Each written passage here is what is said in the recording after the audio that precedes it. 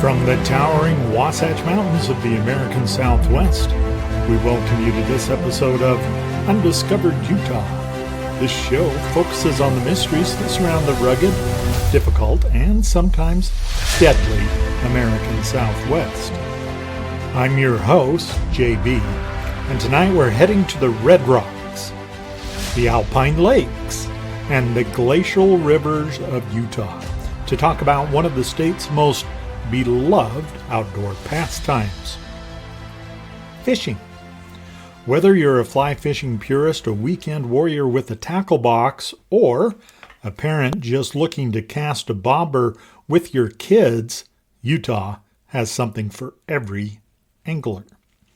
Over the next few minutes, we'll dive into fishing laws and licensing requirements for residents and non-residents, the most popular fishing destinations in the state, kid-friendly fishing spots, state record catches and where they happened, fly fishing hotspots, fascinating fishing stories and history, why decontamination stations matter, and some fun fishing facts you probably didn't know. So grab a drink, sit back, and let's cast a line into the waters of the Beehive State. Let's start with the basics, the rules of the river, so to speak. In Utah, everyone 12 years and older needs a fishing license to fish in public waters. The Utah Division of Wildlife Resources, or the DWR, offers a variety of licenses depending on the age and residency. Residents of Utah can get a one-day fishing license for $16, an annual license for about $40, and seniors 65 and older get a discounted rate. Non-residents pay a little bit more, $24 for a one-day license, $75 for an annual pass, and there are different multi-day pass options available.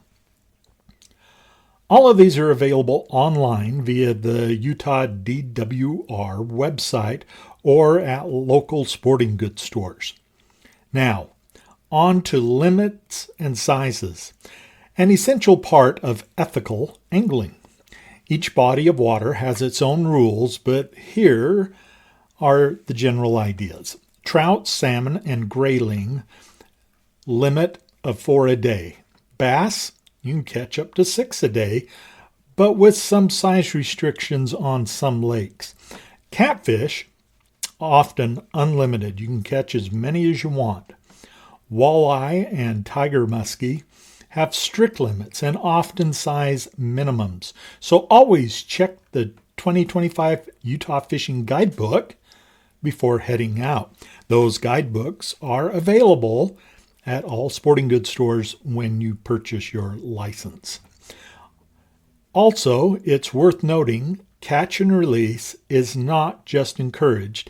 In some streams, it's required. And remember, transporting live fish is completely illegal unless you have a special authorization. So when in doubt, look it up. Now that we've covered the rules, let's talk about the hot spots. Utah's best fishing locations. And coming in at the top of the list has to be Strawberry Reservoir. It tops nearly every list there is. Located southeast of Heber City, it's famous for its giant cutthroat and rainbow trout. And as Doug Miller from the old KSL Outdoors show used to say, that's where you can find those elusive 5-pounders.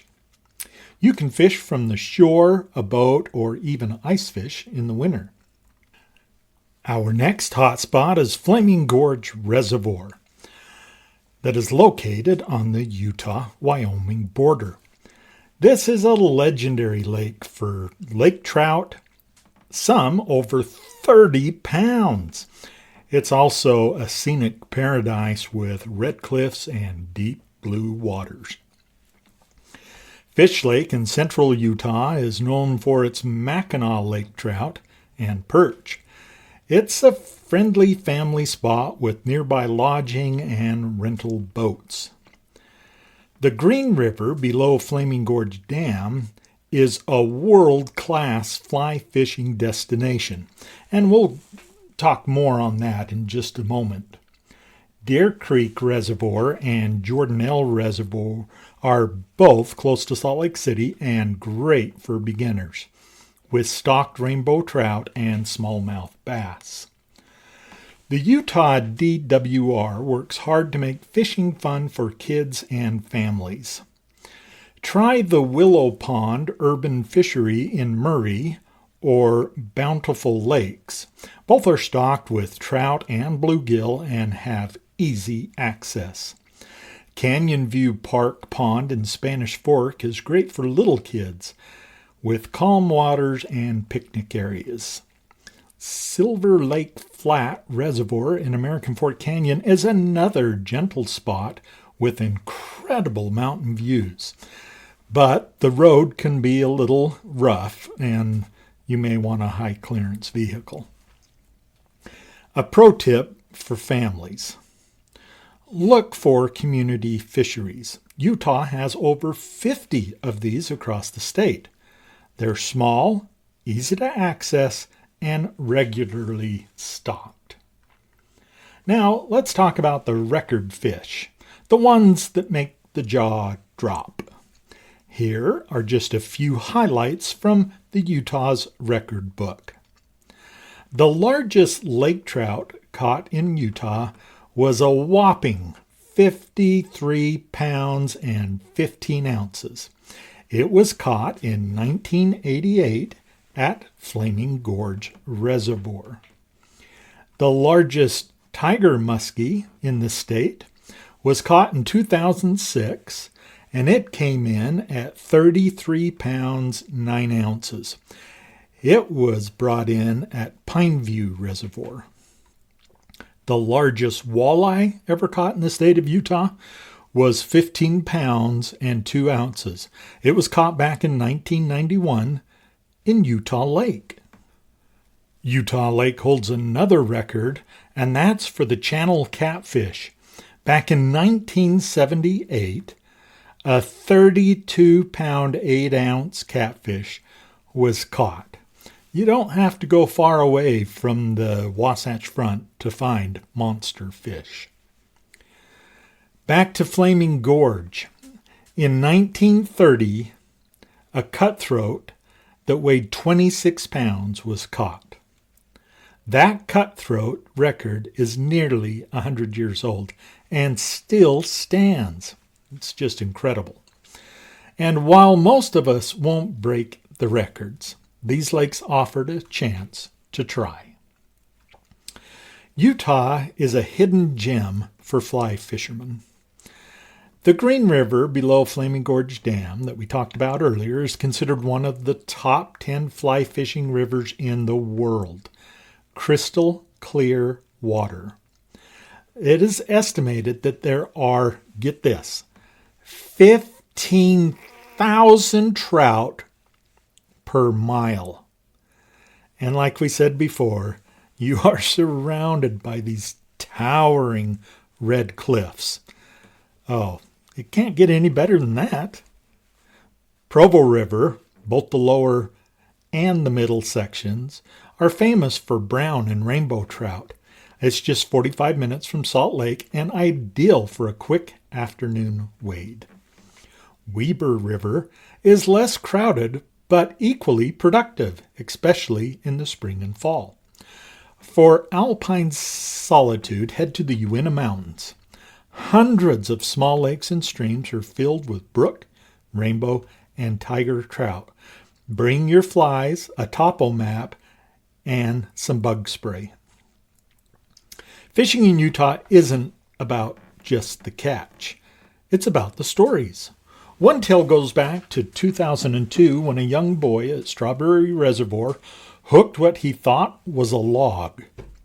It turned out to be a 37-inch cutthroat, nearly 17 pounds. Oh, it wasn't a state record, but it was bigger than the kid that caught it.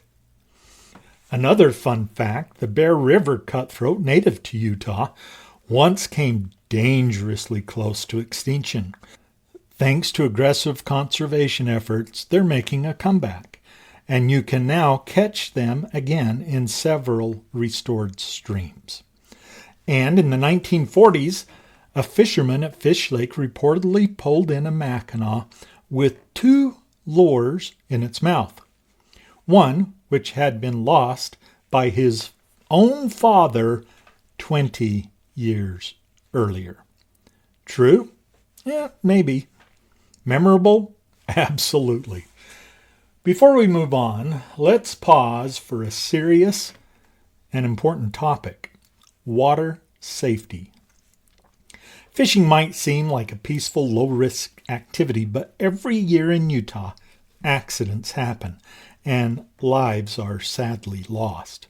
Whether you're fishing from the shore, wading in rivers, or out on a boat, safety has to come first. Let's start with a few real examples that serve as sobering reminders.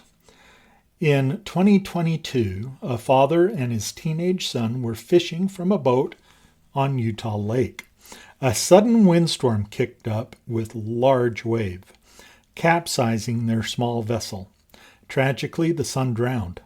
He wasn't wearing a life jacket. In another case, a fisherman on Strawberry Reservoir went missing after wading into chest-deep water.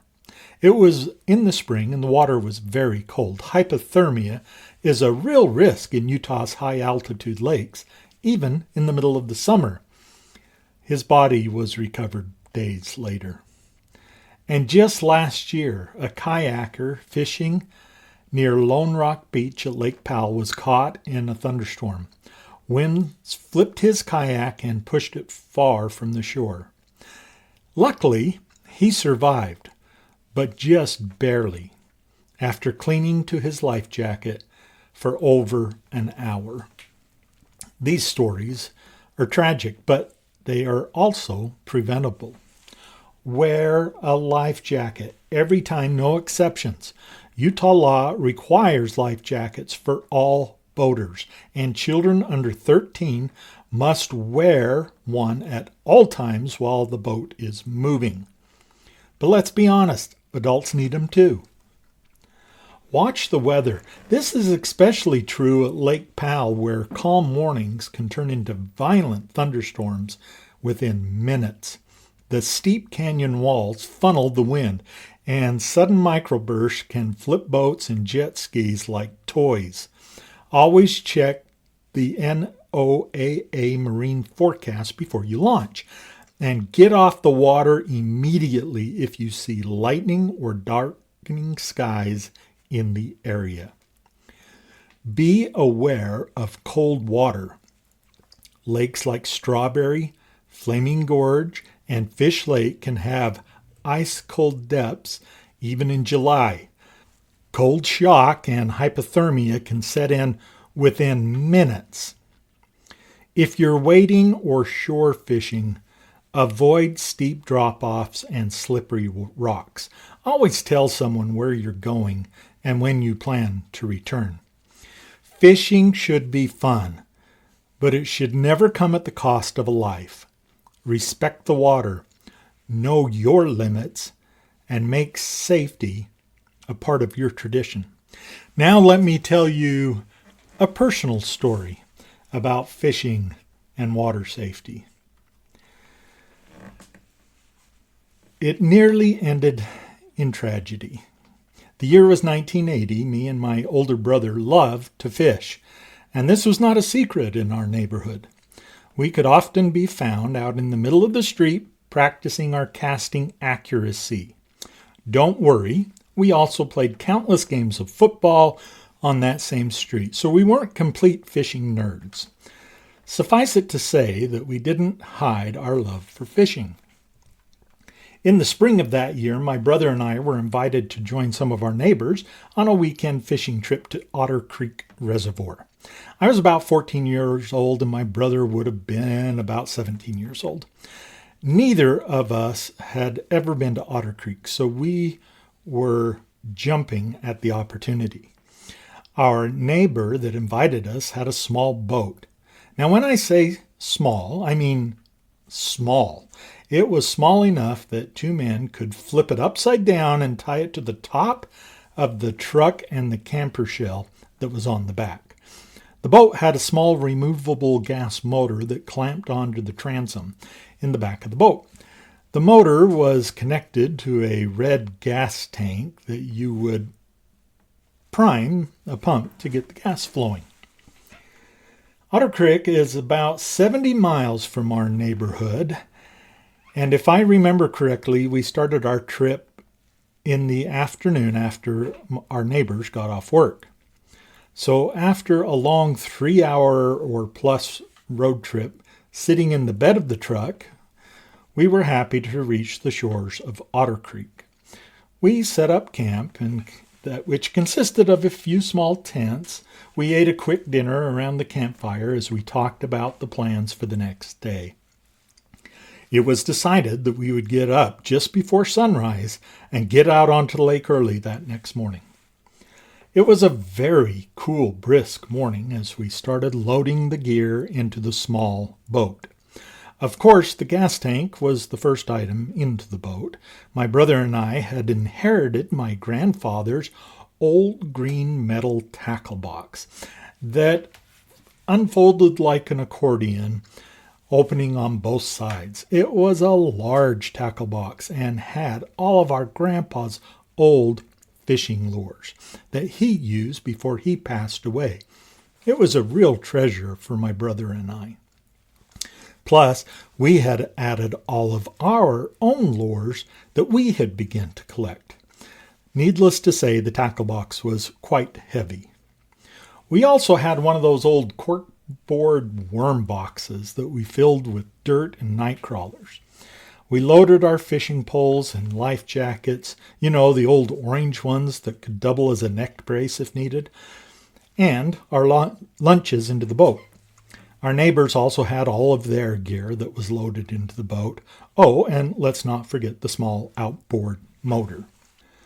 And as a special treat for our neighbors that were kind enough to invite us along, my brother and I had also brought along a case of Pop Shop Pop.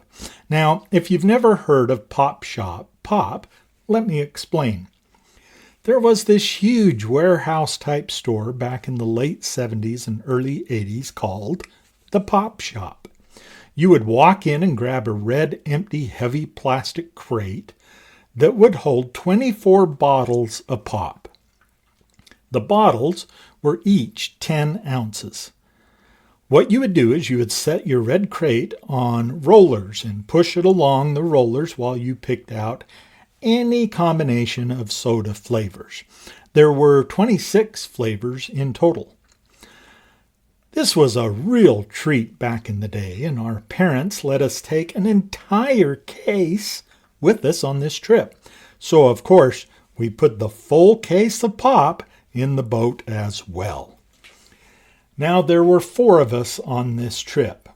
One of our neighbors probably weighed somewhere between 225 and 250. The other neighbor might have weighed closer to 200 pounds. My brother was most likely probably somewhere around 150, and it was mostly muscle. And I was probably around 140, mostly probably not muscle. So in total, about 700 to 750 pounds just in people. The small boat had a small bench in the front. That's where I was going to sit. A second bench in the middle, where my brother and one of the neighbors would be located, and a bench along the back, where our other neighbor, who would be driving the boat, would sit. We pushed away from the shore, fired up the motor, and soon were scooting across the perfectly calm waters of Otter Creek. As you can imagine, the boat was riding quite low in the water. So we zipped across the lake. Water was splashing over the bow of the boat. The water was ice cold, but I was loving every minute of this adventure. Soon we reached our first fishing spot. We killed the motor and began fishing. We had a few nibbles, but I don't recall catching anything at this first location, so we decided to try another spot. So once again, we fired up the motor and off we went. The lake was now getting a little more choppy as more boats were now out on the water. As I was in the front of the boat, I was getting wetter and wetter as more and more water was splashing over the front of the boat. Between the small bench I was sitting on and the nose of the boat was a small triangle-shaped area of the boat. It was too small of an area to put any gear or even your feet into. This small section quickly filled up with water and was splashing over the edges of the boat. Soon the water was cascading over my bench and into the next floor section of the boat where both my feet and my brother's feet were resting. This section also had our tackle box and the case of Pop Shop Pop. I mentioned to my brother that I was starting to get very wet from the water flowing over my seat, and he recommended that I remove my thick orange vest and sit on it, and that it should help me stay dry. That seemed like a genius idea to me, and I quickly complied. What seemed like only seconds later, we noticed that the second compartment of the boat where our feet were was also filling up with water quite quickly. So we kept raising our legs higher and higher onto the sides of the boat. Just then, what seemed to us to be a huge boat came flying right in front of us, I would say within 25 yards. I noticed this very large wake headed right for us. My first thought was, oh, this is going to be fun. However, I couldn't have been more wrong because our boat was grossly overweight and now almost half full of water. We didn't bob over the wake. Instead, the wake went right over the top of us. The wave of water hit me first, and at about that exact same time, my brother shoved his life jacket into my arms. I remember seeing the back of the boat rise quickly into the air, and then the front of the boat just nosedived straight down.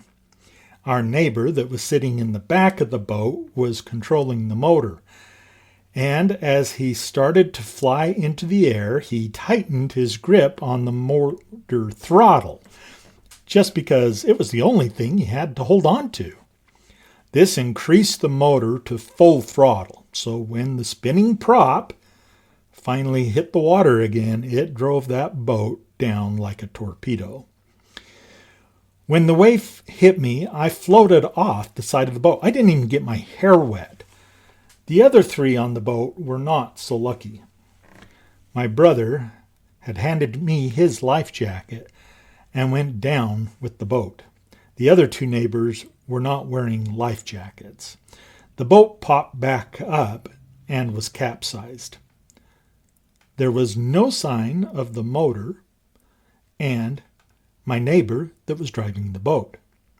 My other neighbor was the first to come to the surface.